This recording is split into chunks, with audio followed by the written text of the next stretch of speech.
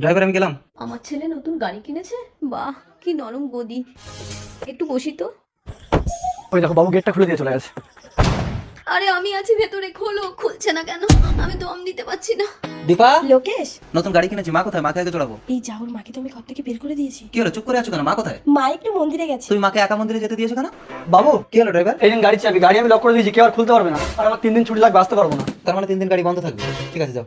এই দীপা, এই না, এই মোবাইলটার গাড়ির চাবিটা রাখো, আমি মন্দিরে গিয়ে মাকে নিয়ে আসি। বলো বলো বলো বলো বলো। বাবুর মা চাবি, ও চাবি তো বাবুর কাছে দিয়েছে, একটা কল করে দিই। লোকেশের ফোনে ড্রাইভার ফোন করছে। হ্যালো, হ্যালো ম্যাডাম, ওই বাবুর মা গাড়ির মধ্যে আছে, বাবুকে একটু বলবেন চাবি নিয়ে এসে গেটটা খুলে মাকে নিয়ে যেতে। আচ্ছা ঠিক আছে বলে দেবো। হ্যাঁ। কিন্তু ওকে তো বলেছি মা মন্দিরে গেছে, এখন যদি বলি গাড়িতে আছে। দীপা, কি ব্যাপার দীপা? তুমি বলে মা মন্দিরে গেছে, মা তো মন্দিরে নেই। মন্দিরেই তো গিয়েছিল।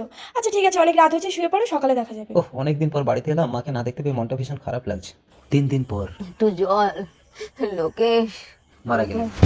মা, কি হলো লোকেশ? মা যেন আমাকে ডাকলো। দীপা, ওহ ভালো লাগছে না, গাড়ির চাবিটা দাও তো, আমি একটু একা একা ড্রাইভিং শিখবো। এত রাতে? হ্যাঁ, তুমিও চলো। জম্বি এসে গেছে, মাত্র 5 সেকেন্ডে সিদ্ধান্ত নাও। মাকে বাঁচাতে চাইলে লাইক করো, বাবাকে বাঁচাতে চাইলে সাবস্ক্রাইব করো, ভাই বোনকে বাঁচাতে চাইলে শেয়ার করো, আর পুরো পরিবারকে বাঁচাতে চাইলে কমেন্টে সেভ অল লিখে লাইক, সাবস্ক্রাইব আর শেয়ার সব একসাথে করো। গাড়ি আনলক করে দিয়েছি, তুমি পেছনে বসো। কি হলো দীপা?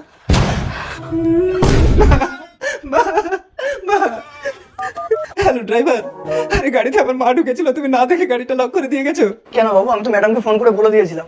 ড্রাইভার তোমাকে ফোন করে বলেছিল মা গাড়িতে আছে? না মানে আমি বলতে ভুলে গেছিলাম। আমি সারাক্ষণ মা করে চিৎকার করছি আর তুমি এই কথাটা বলতে ভুলে গেছো।